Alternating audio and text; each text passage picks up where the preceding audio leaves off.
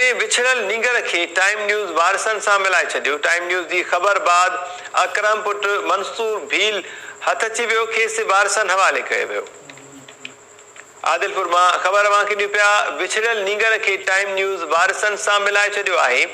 Time news जी ख़बर बाद अकरम पुट मंसूर भील हथ अची वियो, जंहिंखे वारसनि हवाले कयो वियो।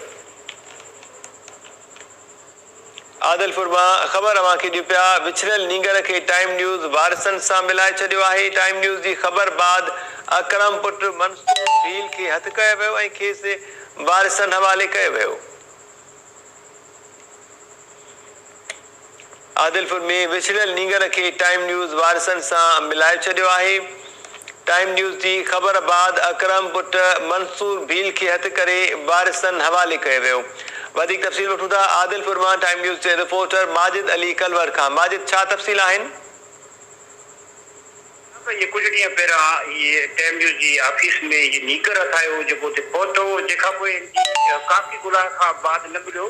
जॾहिं त टाइम न्यूज़ ते ख़बर नशर थियण खां पोइ इन नीकर जे वारसनि टे ॾींहंनि खां मुंहिंजी वारसी थी वई। जॾहिं त वारसनि जो इहो चवणो त टाइम न्यूज़ जी टीम ऐं टाइम न्यूज़ जे सथ जा असीं निहायत शुक्रगुज़ार आहियूं। टाइम न्यूज़ जी ख़बर नशर थियण खां पोइ असांखे नीकर मिलियो, जॾहिं त हुनजो चवणो त असां टिनि ॾींहंनि खां घर में असांजो रोज़गार मतिलबु असीं टाइम।